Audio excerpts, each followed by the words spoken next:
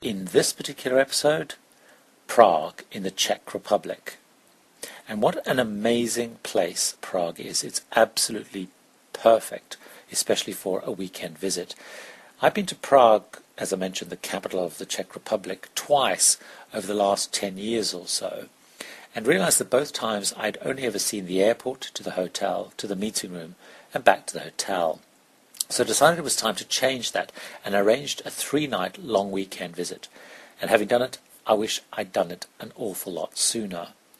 Prague in recent years has had a reputation of being a bit of a tourist nightmare in some ways, renowned at one time for rowdy stag and hen weekends, largely people from the UK arriving on low-cost flights, and in summer being rammed full, especially with US tourists who have added Prague as a must-see destination in their European schedule along with Paris. Now it's clear that Prague is still a very popular destination. It's apparently the 6th most visited city in Europe, which I read somewhere, not if that means anything. But as the heart of the old part of the city is quite compact and small, it does feel incredibly busy as tourists all walk and work a fairly small route in a fairly small area, as all the must-see attractions are in that kind of very intense area. So it does probably feel a pretty busy city to be in. Now the city centre itself is quite remarkable.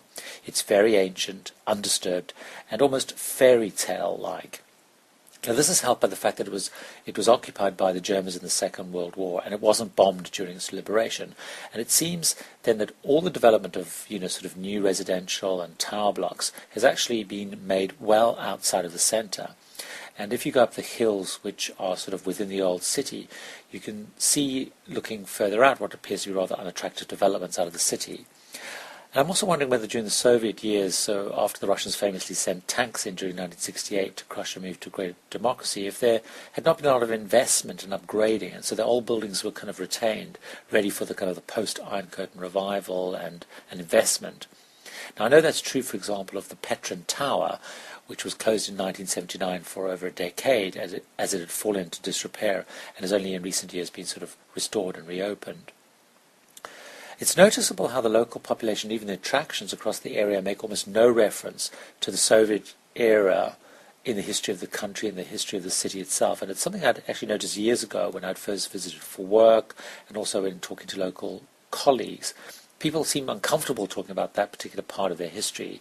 They seem to prefer to forget it and focus on the very far past, which is very rich, the now and the future. And that is possibly understandable. Now the old part of Prague, as I've already mentioned, is just incredibly remarkable. It's very magical, and it is like stepping back in time. Even the streets are cobbled throughout much of the old town. The other thing that struck me is how small, in relative terms, the historical and the more tourist area of the city is. Now this is great as a tourist, because it's very easy to walk around the city and very easy to see pretty much everything that you may want to or need to. It does, though, as I've already mentioned, make it quite busy, as all the tourists and sightseeing visitors are in this fairly compact area. But the good news is it also means that in a weekend visit, 2-3 day visit, you can comfortably visit and see the major attractions you need to and should see without kind of rushing around too crazily. Now the centre of Prague was incredibly neat and incredibly clean.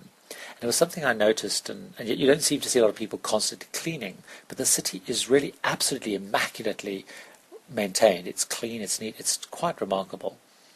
Now, as I mentioned, the city is packed with sightseeing crowds, and it was interesting that there seemed to be a lot of young visitors of college, sort of university, young traveller age, as well as a lot of school trips, actually. Now, it may have been part of the time of the year, but it really stood out that the city seemed to attract and appeal to a fairly young crowd, and I'm not sure if that's its history, whether it's a trendy place to visit at the moment, or if there's a lot of sort of inexpensive, traveller-friendly accommodation and whatnot. One of the bizarre observation is the amount of glassware shops that are dotted around the city selling these sort of little blown glass ornaments and vases.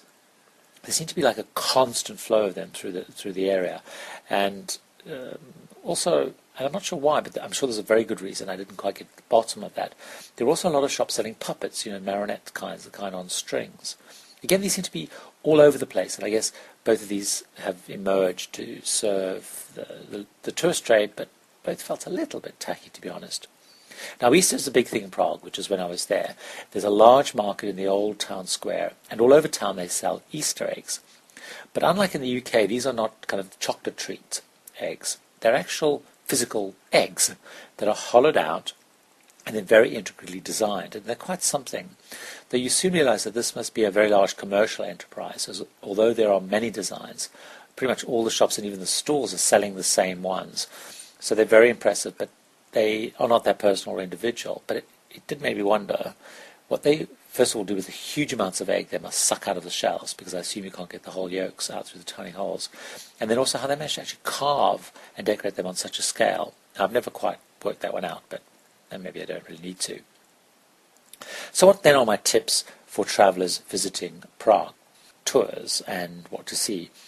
Tours, it's better to do it yourself. Now, unlike most other major tourist cities, you don't have the usual open-air bus tour. Now, this is partly, I assume, because the main things that you need to see, you can't get to on a bus, and you need to walk to anyway. Now, there are some tours that drive you to some of the key places and then escort you on foot into the various areas. So they may be worthwhile if you're not up for walking, or you can't walk, or you don't want to work out the trams. But as walking around is so key, there are also many walking tours and walking tour companies that I think you could pretty much do this by yourself. And we saw loads and loads of people walking around clutching a Prague guidebook so they could get some of the history in the background, but just doing it themselves. And this for me would be the best recommendation, assuming of course that you can handle the walking. Now, the must-do sites and routes to see would be, say on day one, or on route one, you'd walk across the Charles Bridge, a very famous bridge. I'll talk about that in a second. You then follow through the old streets into the old town square. And the second route, or the second day, would be to go out to the castle, explore that for half a day, come back down the hill, catch the tram, and visit the Petrin Tower. So let me tell you a little bit more about those attractions. So the Charles Bridge, it dates back to the 14th century. It's one of the most famous landmarks of the city. It's probably one of the things that it's most famous for. It's a magnet for tourists. There are these very beautiful barricade towers on both sides of the bridge, and then there's very old and very complex statues dotted along it. And there's small artist stands selling pictures, jewellery and such like. The views on the bridge are great, they're stunning, and there's great photo opportunities. And actually on one side of the bridge you also have the tourist office, so you can find out more about tours and leaflets and all that kind of stuff. The Old Town Square. So after you've crossed the bridge, you follow the crowds, literally follow the crowds, and they weave through the narrow streets. There's beautiful old buildings, shops, etc. And you eventually come to the large Old Town Square. Now, just as you enter the square is the famous Astronomical Clock. This is very famous. You can actually pay a fee, to climb right up the tower, and it's quite amusing to watch at the top of every hour when it sort of performs, as it were, and chimes out, because huge crowds gather around the tower and they all stare at it and they all point their cameras at it, and you actually probably get as interesting pictures, taking pictures of people all staring at the tower. Now on Easter in the square there's a very large fair, as I mentioned, selling food, drink. There's a small stage with entertainment, and around the square though there's many restaurants of varying quality and price, because it is again a very popular part of the city. Now, because it's such an old attraction, there are not only restaurants, but there's many shops and other smaller sort of interesting little destinations. So, for example, one of the more popular ones is the Chocolate Museum, and there's a sweet and chocolate shop attached to it. Now, the museum itself has a fee to enter, but in the shop they do demonstrations on making this kind of the rock and sort of hard sweets, and that attracts a really big audience, actually. It's quite entertaining to watch how they do it all. The castle. Now, the castle is a huge complex. It looks over the city from the top of a steep hill. And this complex is just quite something. It's a city within a city. It's very impressive, and not surprising, it's very popular. We actually strolled up the steep hill from, I think, Glazer town square, and that was very nice. There's little shops and restaurants up the hill. And once you get to the top of the hill, there's great views. Now, you enter through these really impressive gates, and they have guards that, of course, people inevitably try and make laugh when they pose with them. But very impressive gates, very striking, beautifully crafted buildings. And then you come to this large square, which is all surrounded by the buildings, and you have to queue to get tickets. And the ticket thing is not very efficient, to be honest. It's a little bit shambolic, and part of the problem is they take almost any currency, and so they keep having to work out rates and things. Now, the problem is if you want to hire an audio tour, you have to go to a different line for that. But anyway, that's you just have to put up with that. There are two main tickets you can basically buy one which lets you do pretty much all of the buildings in the complex that are open to the public, and one which is a slightly smaller one where you go to 5 different buildings. So that's the one that we actually chose, and that was probably plenty.